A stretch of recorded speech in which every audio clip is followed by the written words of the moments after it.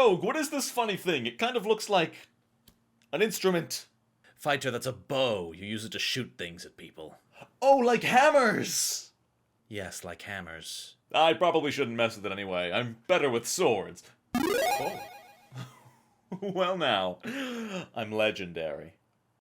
The Archer archetype on its own is very mediocre. It gives you access to some feats that are usually only available to classes like Ranger and Fighter. It gives you some scaling proficiency with simple and martial bows, regardless of your class, and it has no prerequisites. Overall, it's a great option for a lot of different characters, especially if you've got a decent dexterity score and are looking for a new weapon option. That being said, some classes can absolutely abuse this archetype and take it to new extremes.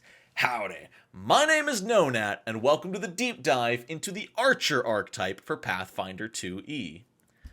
Also, yay, archetype videos are back because I don't think they're changing in the remaster, so whee! Starting with the dedication, like I said, there's no prerequisite for this. You can have 6 dexterity and still take the Archer dedication. This gives you trained proficiency in simple and martial weapons in the bow weapon group, as well as access to their critical specialization effect. That's not terrible. The crit specialization effect for bows is usually only accessible at like character level 5 for most martial classes, and it's not a bad one. It pins opponents down and they need to spend an action taking the arrow out of their foot to be able to move again.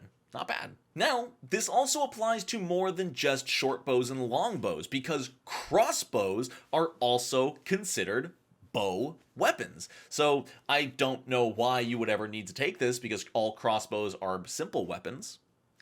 Except in the remaster, we just got the confirmed arbalest, which is going to be a martial crossbow. So now if you're a wizard who really wants an arbalest, boom, Archer dedication. There's one more effect of this dedication that will not mean anything until higher character levels, and that is that if you take a class feature that it gives you expert or higher proficiency in a specific weapon group, you also gain that proficiency in bows. And that one line of text is what allows the fighter class to completely break this archetype. Now, at levels 5 and 13, when they get fighter weapon mastery and legend, now they get to increase both one specific weapon group and bows. So your dex-based rapier fighter is now legendary at level 13 in both swords and bows. It's kinda cracked and it feels like a cheat to the system. It's also nice for something like a wizard or sorcerer whose weapon proficiency only normally goes up with simple weapons, but with this dedication, it will also go up with martial bows. The level 4 feat quick shot is always great. As long as your ranged weapon is loaded or has a reload of 0, you can draw and attack with it all for one action. Great for if you're caught unawares in an ambush and you don't have your weapons out. At level 4, you can also take Assisting Shot. This is a fancy one-action attack that if it hits, the next creature other than yourself to attack the creature you hit gets a +1 circumstance bonus to their attack roll, or +2 if your attack was a critical hit. The biggest thing holding this feat back is that it has the dreaded press trait. This means it cannot be your first attack of the turn, meaning if you're using a bow, it's going to be at -5, so it's tough. You're probably not going to get a critical hit with this attack, but being able to potentially give your allies a bonus at no hindrance to yourself, it's still a one-action strike, is really dang good. At level 6, you get a feat that, to this day, might still be useless. I'm going to need the nerds in the comments to correct me on this one. Advanced Bow Weapon Training gives you proficiency with all advanced bows as though they were martial bows, meaning it scales with your dedication. The problem is I can only think of one advanced bow and it's awful. Okay, it looks like with the release of Treasure Vault and some other books, we do have more advanced bows like the Tau launcher, so maybe this is more useful than it used to be. It's still a tough feat tax, but if there's a specific weapon you are dying to use, and you're something like a fighter who wants to cheat that weapon up to your maximum proficiency, that's a good way to do it. Crossbow Terror at level 6 is pretty good. Just a flat +2 damage to crossbows permanently, and if your crossbow is simple, which all of them are except for the new forthcoming Arbalest, it increases their damage die by 1 step. So all of a sudden your D10 heavy crossbow is now a D12 +2, just for taking this feat. kind of really good, and it's one of those feats that I don't like because it is best in slot. If you're using crossbows as your main source of damage, you have to take crossbow terror. I don't like that. Double shot at level 6 for the archer archetype is phenomenal and one of my favorite archer feats in the game. For 2 actions, you make 2 attack rolls against 2 targets, and they're both at -2. This is sort of hedging your bets. You can attack the same target twice, once at full bonus, once at -5, or you can attack 2 targets once each, both at -2. What's worth more to you? A single shot at full bonus to try to get that critical hit, or 2 shots at a lower overall bonus than your original 2 shots? It's sort of a nice little math game you get to play with yourself. What's more important, piling damage onto one target or spreading it out? With double shot, you don't get to see what your first shot does. Maybe you will want to shoot once and then make your second shot based on what happens. It's cool. It gives you a really cool option to use to weigh in the battlefield. Double shot is great against a bunch of smaller enemies you want to knock out all at once, whereas a single big shot followed by a -5 accuracy might be better against bosses. Alternatively, at the same level, they can take Parting Shot, which is another amazing feat. There's so many great feats to support archer-style gameplay. This is a 2-action single strike using a loaded ranged weapon or with reload 0. However, you take a 5-foot step first, and then make your ranged attack, and the target of your attack is automatically off guard against the strike, just giving them a -2 to their armor class. So you can think of this as taking an extra action to make your shot, but along with getting to move 5 feet, you also are giving yourself +2. Really cool, especially on something like a fighter, which this is a fighter feat originally that the archetype gets to take. It's just fantastic. It sets you up for those critical hits, and getting an enemy off guard against a ranged attack is really hard to do. Running reload is okay, but mainly only if you're using crossbows. For 1 action, you can stride or step or even sneak if you're a stealthy boy. That wasn't funny. Cut that out of the video. And then you get to reload for free. Mainly it's going to be useful for striding to reposition, reloading, and then still getting to attack on your turn. It's great action economy, but depending on your weapon, you may or may not need it. Obviously, if you're using longbows and shortbows, skip this feat. At 8th level, the Archer archetype can take Archer's Aim, which is a 2-action strike, very similar to Parting Shot with a slightly different use.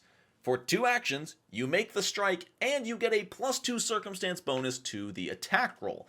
On top of that, you ignore the concealed condition of the target if they have it. And if they're hidden, instead of needing a flat 11 to target them, you only need a flat 5. So while Parting Shot is more of a universally useful ability, Archer's Aim can really make life a lot easier against hidden opponents. Or if you've also gotten some other way to make someone off guard already, then you can use Archer's Aim, giving them -2 to armor class and giving you +2 to attack roll, grammar, basically netting you a total of +4 to your attack roll with their AC down and your attack roll up. If you can do that, you're going to have some deadly accurate shots with some great critical hits, which is what you want out of a bow, because most bows in the game have the deadly trait for bonus crit damage. The big thing with Archer's Aim is that it can only be done with weapons in the bow weapon group. You can't sneakily take this and use it with a firearm. Believe it or not, that's the last original feat in the Archer archetype. They only get 5 feats.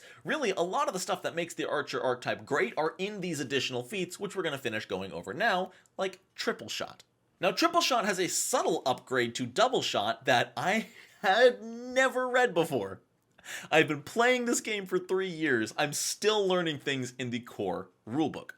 When you take the Triple Shot feat, your Double Shot gets a new feature. You can now make both shots against the same target. Phenomenal. You also get the option to add a 3rd shot. However, if you do that, all 3 shots are at -4. So once again, you need to do the math and think about what's more important.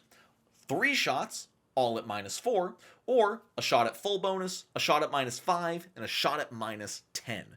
I'd say, especially if you're a fighter and you're making use of some kind of bonus to attack rolls or making them off guard, all attacks at -4, they're probably all going to hit normally.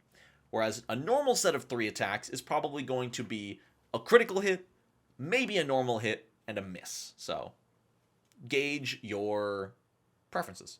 Also, I don't think I said it, but in order to add the third shot, you also add a third action to the double shot action. So it's still two actions for 2 shots, 3 actions for 3 shots. MultiShot Stance has and still does win my award for one of the most feel-bad feats in the game. It sounds so cool. For 1 action, you enter a stance, allowing you to make attacks of opportunity with bow weapons. But only in melee. Why? The only other benefit of this is that your ranged attacks in melee don't trigger attacks of opportunity themselves, or sorry, these are all called reactive strikes in the remaster, but okay. In this feat's defense, the monster ability, Attack of Opportunity, which will be renamed Reactive Strike, does specify that if a player makes a ranged attack, the monster can make an Attack of Opportunity, Reactive Strike, whatever. So if you really want to play a melee bowman, I guess, you can take MultiShot Stance. It's going to take an extra action out of your economy to enter the stance, but I guess if the creature walks away from you, you can shoot him in the face as a reaction.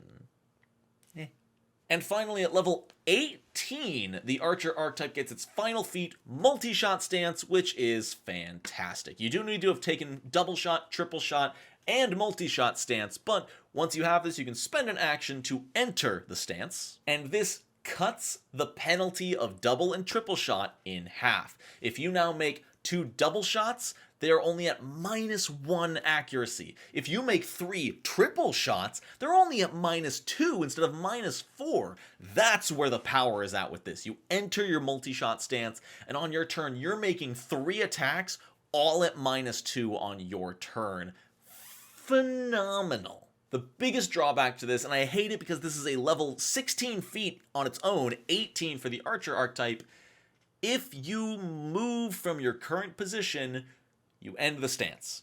If you get pushed, if you have to take a step action, if you need to move whatsoever, MultiShot Stance ends. The good news is that as long as you're already in range, you can enter it and then immediately double shot as long as you've got all 3 actions, so it's not useless on the turn you activate it, usually, so we'll see. I think it's a great feat. I think it makes double shot and triple shot into a really functional ability on their own. They're a little bit low accuracy, that they just feel equal, just different from normal attack rolls, but with this, I think they become intrinsically better than just making normal attack rolls, and I love that. And there's the Archer archetype. Overall, not that complicated, but some really cool feat support for a specific group of weapons. And this is something that, aside from a few other archetypes in the Advanced Player's Guide years ago, we stopped getting a lot of these. We stopped getting these archetypes that specifically support one weapon group. You know, correct me if I'm wrong, I love to know about this stuff. I don't think there's an archetype for spears. I don't think there's an archetype for brawling specifically. There's the martial artist that is different from brawling. There's weapon groups out there that I think need a lot more love, and more archetypes like the Archer would be fantastic. But let me know what you think. What do you think about the Archer? I think it is an underrated archetype that not a lot enough people are using, because they get access to some of those amazing fighter-only feats for bows that I think are incredibly powerful. So that's it for me. I hope you all have a wonderful rest of your day. And until next time, no nat 1.